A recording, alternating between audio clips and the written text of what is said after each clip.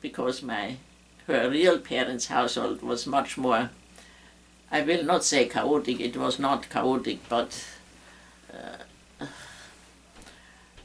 my grandmother's husband was a very smart man. He was a man of many talents. He had a high mathematical ability. He was by profession, well, he had a kind of farm, which is now the city of Munich. And he had some other properties. He was of very quick temper, for one thing. He was a hemophiliac, for another thing. And for a third thing, he had a high mathematical ability. He was often looked for and invited to be an advisor when somebody bought, standing wood, which means a piece of forest or something, right, for a Bauholz, for a building. To determine the value and the quality. Determines the quantity, and from this the value and so. And he was often asked by these people to be their estimator and advisor, because he had the ability of, going through a piece of woodland and with great accuracy estimating how many cubic meters, in Germany you have cubic meters, not cubic feet, will result from that standing wood. That was one of his abilities. Sounded like a very useful capability. Yes, yes, but he was also, he had a very hot temper. Do you have stories where you observed this, or?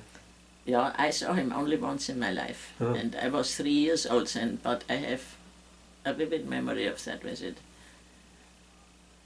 Well, if he was a hemophiliac, maybe he was of royal descent of some sort. No, I don't think he was of royal descent. But as I said, I don't know much about his ancestors. I only know he and his grandmother, they came from a brewer's family, so I don't really know anything about the background. Okay. But he also had a very expressive sort of humor, it seems. Because, on business, he had a farm and he was an advisor for these people buying wood and all that. So he sometimes had to travel by train, of course. That was, the means to travel. And my grandmother always packed him, a lunch packet with usually cold chicken or cold beef and something to eat on the train. To have on the train, yeah. And somehow he always managed to eat that first to just get rid of it, He ate it, he didn't throw it away, but he was not, and so. And then she sometimes told my grandmother when there were other people in the compartment he was sitting in, then after his meal he would start to yawn.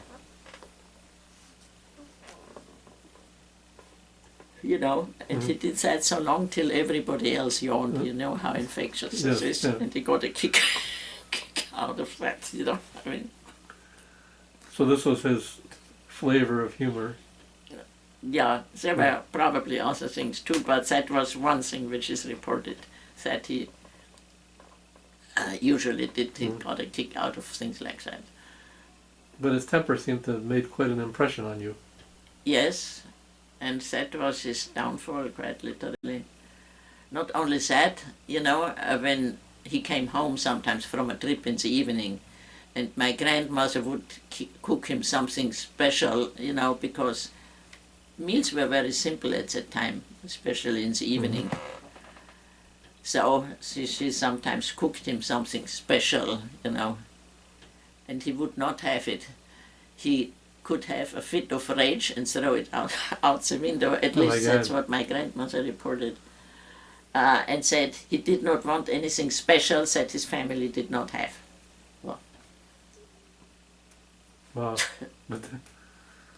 Well, make of it what you will. But Yeah. that's what I'm He told. didn't appreciate what she made. No, The he fact wanted that she- the whole family to partake in it.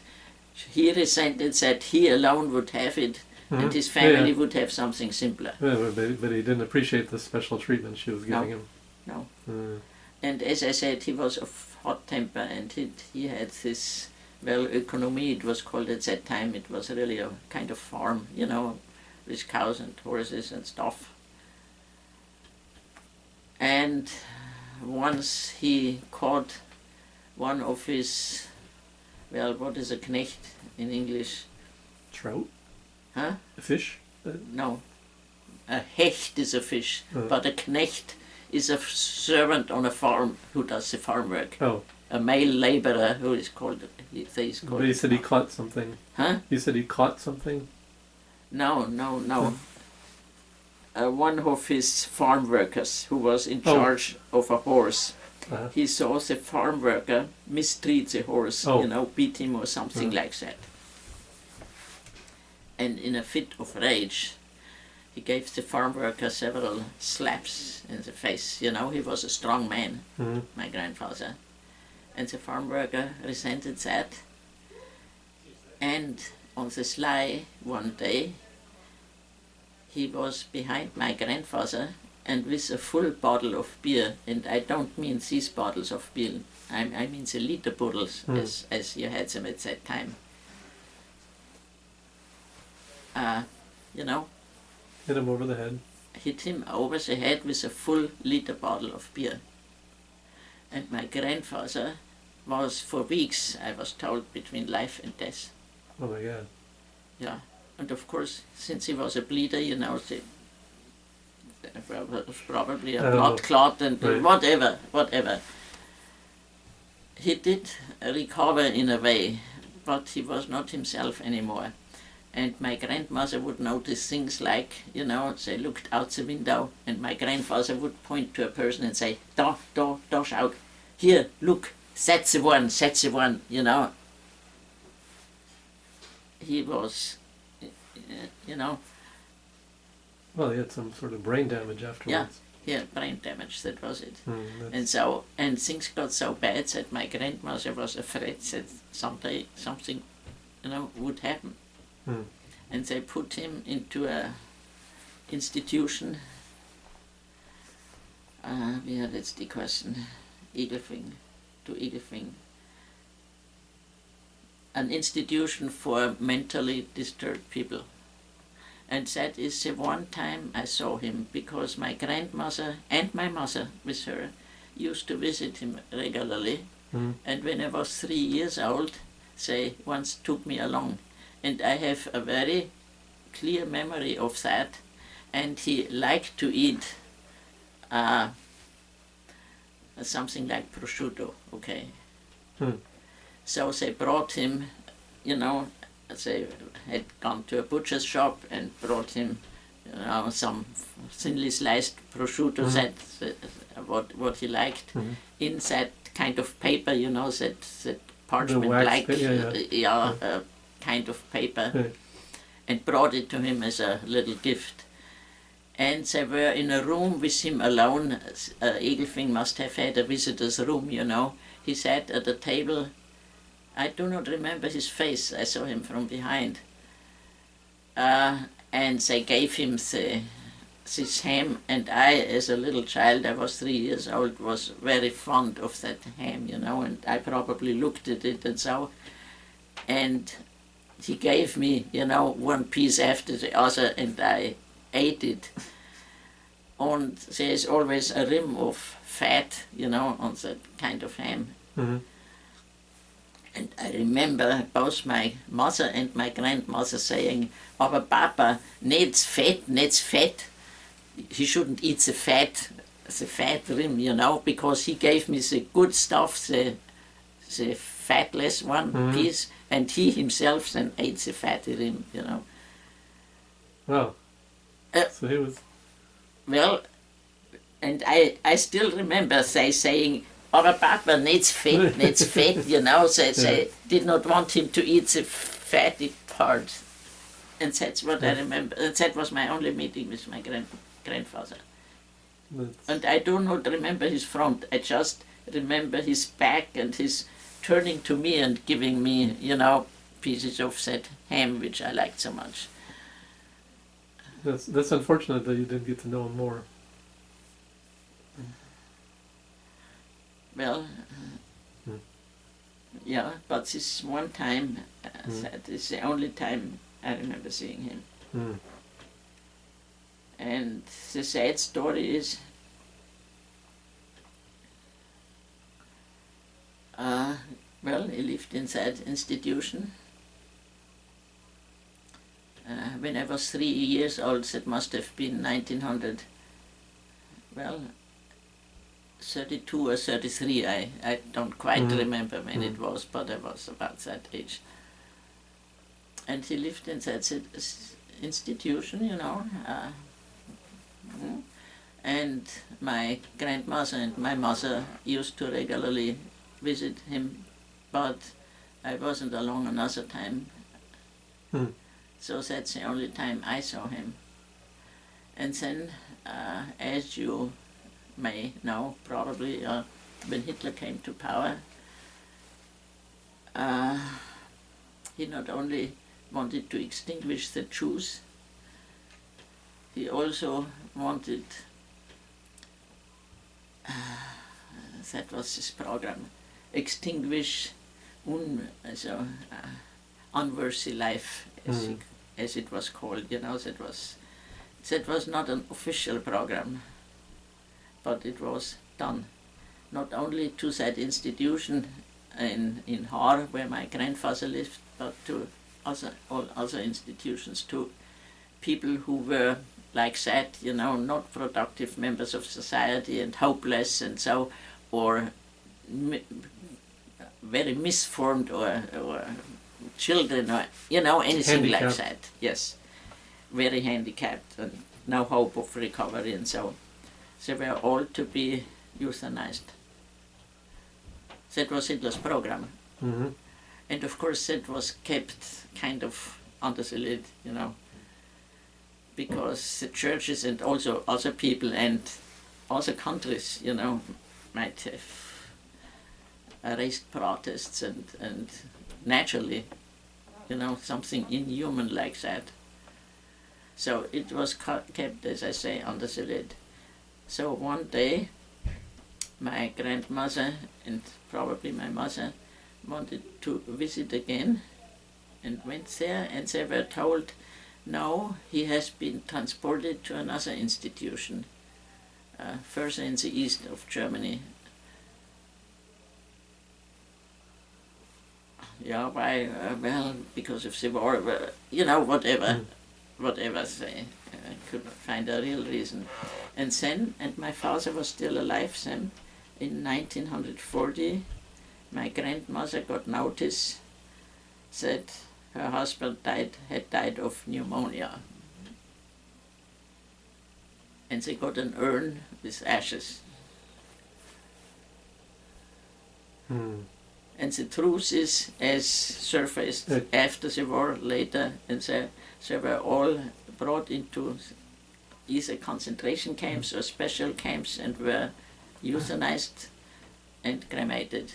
And some part of bones and ashes was put in an urn. You know, I'm almost 100% sure that it's not my grandfather's. But anyway, you got an urn with stuff in it. And I was at his burial in Munich, and I remember that my father was still alive, and they were my father and my mother and my grandmother, and I'm sure my uncle and Tante Hela and some other people, but also Günther and I. And then the ritual is you stand at the grave and the holy dog and so, and then comes a servant of the cemetery and brings you the urn. And my you know, and he also wanted to ask, does anybody want to look into it? Well, my father, I remember my father took it and wanted to look into it, and there's a lid, you know, kind of lifted the lid and very briefly looked into it, closed it again, and then it was put into the earth, and the soil heaped over it, and the usual, and his name is on the tombstone where also, my father's, my mother's, my grandmother's, Rudolph's mother's, Rudolf father's names are, and his name is there too, but I'm almost 100% sure No, they're not it's his not his ashes and his bones, but whatever, So it's the end of him. And the whole thing really surfaced after the war, sometimes years after the war. I was already in America when my brother sent me a newspaper article detailing this. I must still have it at home under my mess, which I hope to unearth sometime. But that's the way it was being done.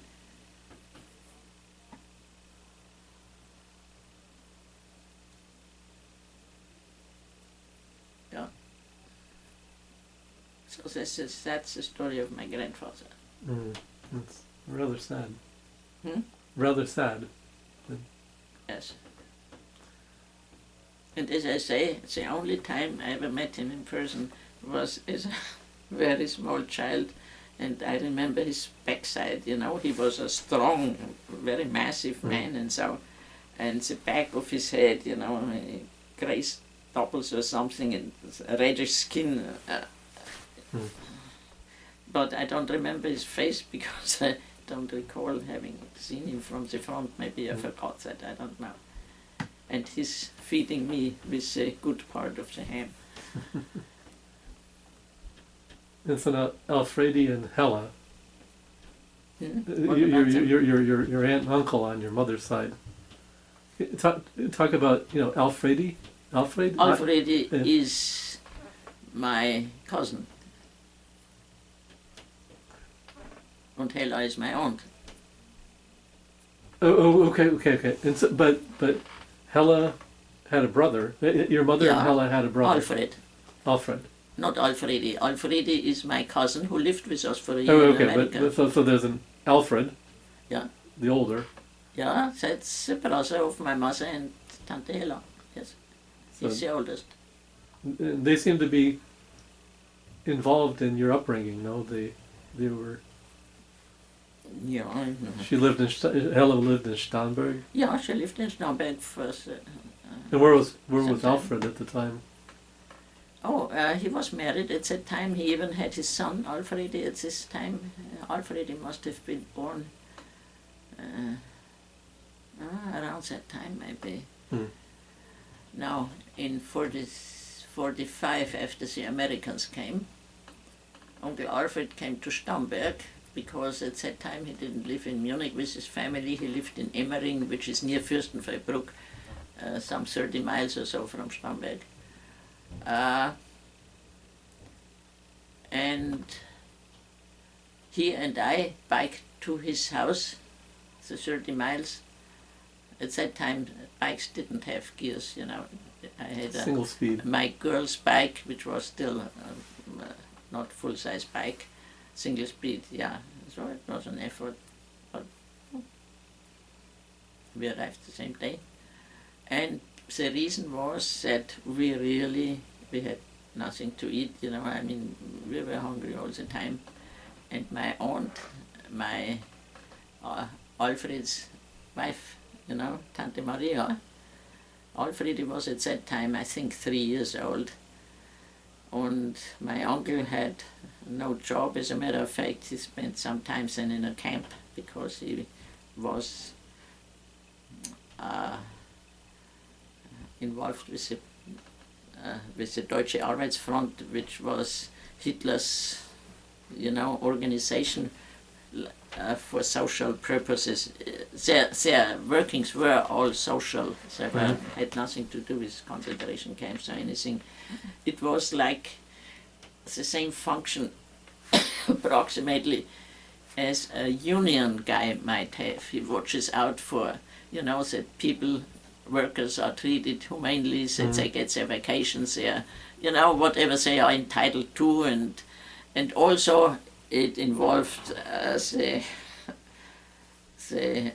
other side, you know, the indoctrination side too, you know. He held speeches, part of a speech I was once present, and so he was a very good speaker, very emphatic, and so, you know, about Hitler and the Großdeutsche Reich and what have you. So he had a party function, and of course he was a party member, so he spent several months in a camp once the Americans came as a political prisoner. Mm-hmm. Yeah, and my brother and I and Tante Maria visited him there after the war too. And I remember that my uncle was in a room with maybe 15 men or so, and he was Stubenältester. Stubenältester is the guy in charge of, you know, that things are sanitary, that everything is clean, that things are put away orderly, that bedtimes are kept, yeah, no, all that stuff. That's called Stubenältester, and I think he was the oldest. And of course the room was impeccable because my Uncle Alfred had inherited, like, you know, my grandmother's sense for order, cleanliness, you know. Being fastidious. All the good things, fastidiousness, yeah, all the things I like. So we visited him there with Tante Maria. Well, but Tante Maria at that time, Uncle Alfred was still free, and Tante Maria, who is a teacher by profession, but you know, there was no school, it was vacation time anyway. And she worked, she had a wonderful job, a job which was highly desirable at that time. She helped the American cook in the American installation, which means you had access to food. Food, that was the thing. These were highly desirable posts. But she was, you know, a sturdy woman, good looking, reasonably smart. She didn't speak English, but that was not a handicap. And she worked in the kitchen for whatever, and so, and the benefit was not the pay, but the food. So I came to the house in the afternoon with Uncle Alfred. It was a hot summer day, somewhat exhausted, and Tante Maria had just came home from work. And she had brought with her, you know, a pitcher full of cocoa, real cocoa with real milk, and 7 donuts. And she said, well, you know, eat. And I sat down at the table, and I drank the cocoa, and I ate the 7 donuts. If there had been 9 donuts, I would have eaten 9 too. And it seemed to me it was the best thing I'd ever eaten in my whole life. No? Really. Well, it was in the afternoon, so, you know, I was So she was very lucky to... Oh yeah, that was very fortunate. Yeah. She was you know, not a dumb woman. She was a rather smart woman. She managed things, and she handled it very well. And she handled my uncle, who was not an easy man to live with, I'm sure. I know it. But anyway, so we spent the rest of the day, and I went to bed early, exhausted from the bike trip, the heat and so. And around, I don't know, 2 o'clock, 3 o'clock, whenever I woke up. And, you know, everything came out from all openings. My body could not digest fat anymore, you know. Wow. Oh, yeah. So I was rather miserable the next day, but then, you know, things got normal again. It was just the 7 donuts and the cocoa, which I could not digest anymore. In any event, I interpreted Claudia's look. Huh? Claudia had a very annoyed look when she opened the door. Oh, really? That I think dinner... they want us to come to dinner, I suppose. Yeah. So She's I think right we have to take annoyed. a break here. She's right to be annoyed, you know. What time is it? Well, I was supposed After to take 6. a nap. Oh my God. Yeah. Okay, well anyhow, so I'm going to stop recording. But anyway, Okay. so this, yes. And later, Uncle Alfred spent several months in a camp, you know, punishment for his being a party guy. But fortunately under the Americans. Fortunately under the Americans, yes. Fortunately under the Americans. Very fortunate. Okay, I think we better go to dinner. Yes, I think so too. So.